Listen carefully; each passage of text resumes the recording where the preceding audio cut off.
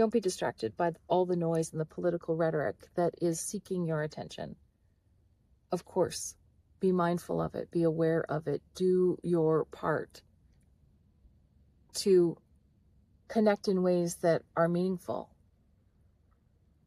that bring together as opposed to force apart, to see the bigger picture, to have discernment and perspective, and to recognize that whatever you want to call a new awareness or your evolving awareness, whether it's a spiritual awakening, whether it is a midlife crisis, whether it is the aftermath of complex post-traumatic stress disorder, whatever it is, there has been an antagonist, something that will spur the change, that will push you into places that you would never choose or be willing to go unless you were forced to do so, where you felt your very survival depended on it, where you couldn't take one more thing, not one more day, not one more word of the same experience.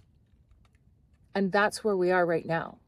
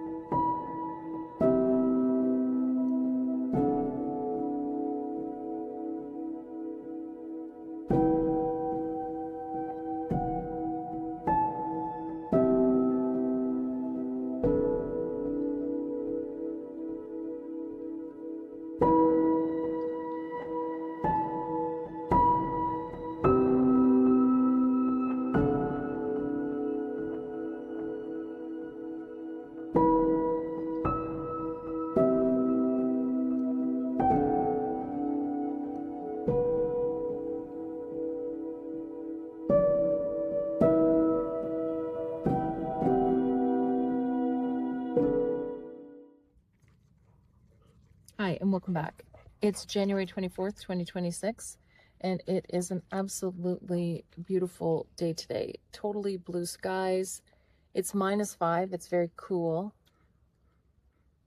And I'm just struck by what I've been seeing online with North America, just in this state of a deep freeze, of snowfall, of all of these extremes happening. And I'm very thankful today that we are not in that position. We have definitely experienced our extreme weather. A couple years ago, we were the hottest place on the planet. Well, near to Kamloops at, I think it was 51 degrees Celsius. And it's just fascinating to me that we are really being, again, pushed through into a new way of being. Like all the things that we are familiar with, that we could rely on in the past and trust and have faith in, that things would stay within this parameter, and they haven't. Weather-wise, law-wise, in different places, and globally especially, the expectations and the way that we engage with each other. An extreme, an antagonist will always be the thing.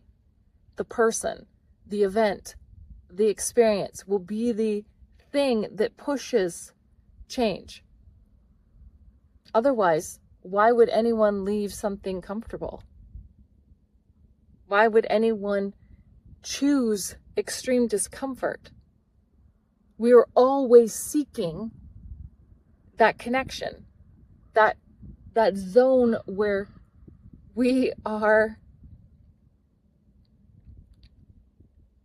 not having to just survive. And so as we move through these different experiences, to be mindful of where we are heading. And that as terrible and extreme and terrifying as it may be, to have faith that nothing ever stays the pendulum. Nothing ever stays in an extreme. It always swings back. So do what you can to stay safe, to navigate your way through difficult situations and challenging and super extreme events, knowing that when the smoke clears, when the snow clears, when the rhetoric clears, there will be blue skies. And right on cue, our crow has come to confirm and to just be present with us, and to reassure that there is nothing that we can't handle if we work together, if we collaborate, if we communicate, if we connect, if we check in on each other, if we have empathy. Check on your neighbor in places that are experiencing these extremes. Really be mindful that there are others who may not have the capacity. They may not have the ability to have prepared themselves for such an extreme when they're just surviving every single day. So if you have the ability to offer support, offer it, knowing that that too will come back to you. Every investment you make has a return. Whether it is an investment made out of a high frequency or low frequency, it has a return. And you'll be paid in full. So remember that. Be mindful of that. And invest wisely. I can't say that enough. I cannot say that enough. Empathy will be the difference.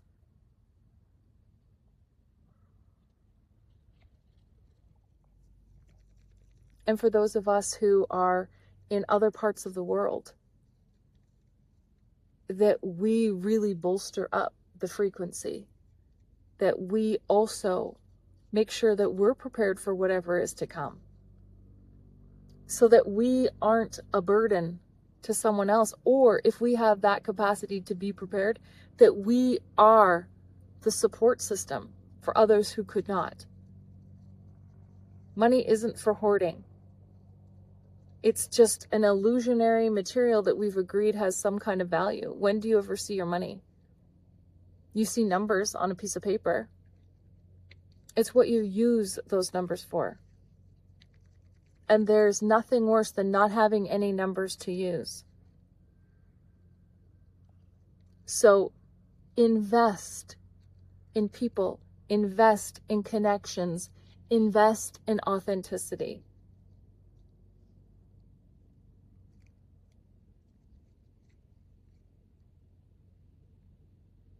You'll be paid back. Huge dividends. With whatever you choose. With whatever path you choose to take.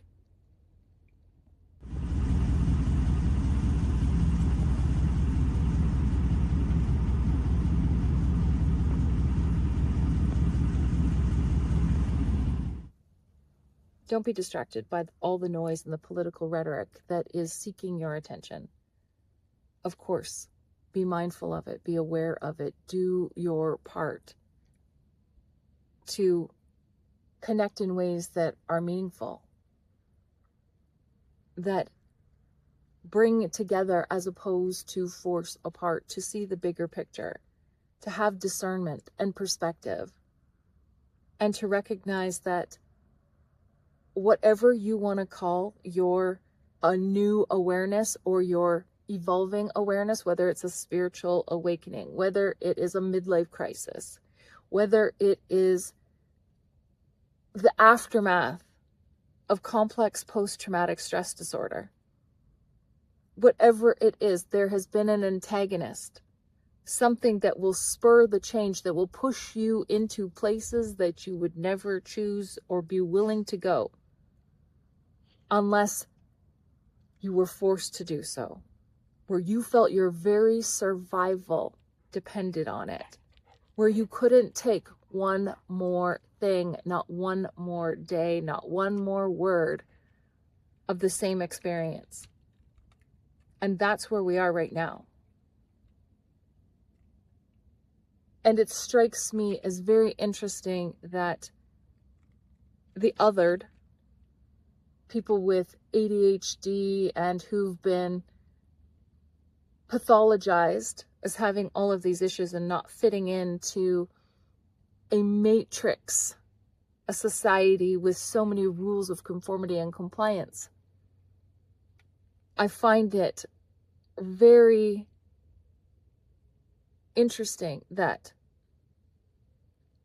people who have been othered, who have been labeled as oppositional defiance disorder, or have demand avoidance issues, which is often the case with people with ADHD and different forms of potentially autism on a spectrum. Everybody is different. Everyone is unique. Everyone has their own abilities and skill sets. But what strikes me as interesting is in this moment in time, when we are in a pressure cooker, or so it feels, that demand avoidance that has been the case all this time and has been present, and how people with ADHD will leave things to the very last minute because they have time blindness. There is no tomorrow or in a few hours or anything. It's right now. And so it's only when the crisis is right now will something get addressed. For so many people, not everyone, because everyone, again, is on a spectrum. And these are just labels that have been placed on people. That doesn't make them who they are. But this time blindness and demand avoidance and oppositional defiance disorder and all of these things that did not work for that former system is now exactly what is necessary. Not looking too far ahead, staying in the moment, doing what interests you, hyperfixation, the focus and attention, because that is the skill set. You are being innately drawn to something. And people will say, well, it's a craft, it's a hobby, it's whatever.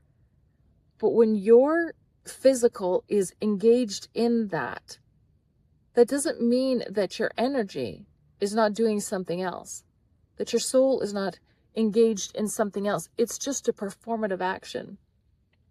And you're generating a positive cyclical energy by maybe you're sitting and coloring, maybe you are gaming, maybe there's something where you are maintaining a focus. But you're generating energy. And if it is soothing, which it often is, hyperfixations, if it's soothing, that's a high vibration energy. That's a high frequency, because that's very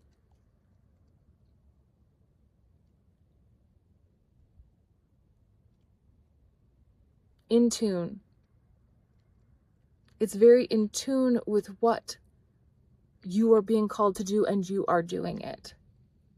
You're not being sucked down a rabbit hole somewhere else for someone else's agenda and then losing that soulful power. So this is the time. And I've said it before in other videos that this is the time for neurodivergence, people who've been labeled that. Because when crisis occurs, they have been able to withstand the pressures of a society that has treated them so poorly, have made entire platforms of jokes, and even people in relationships making fun of their partners as though they have endured something because their partner has differences, different abilities. And I find that so curious that here we are dismantling all of the bullshit, all of the labels and stereotypes and all of these things. They're just at the surface so we can see them. They've always been there. But those who have not had power purposefully are now going to feel what it's like to have a say in their own lives, in their own future. And people are going to see what they've been missing out with having othered entire populations, and how different the future looks moving forward with multidimensional thinkers in charge. Thanks for watching, everyone. And until next time, please stay safe. Check on your neighbor, connect with each other. And those of us who are experiencing a very different, less challenging time, to also do our part.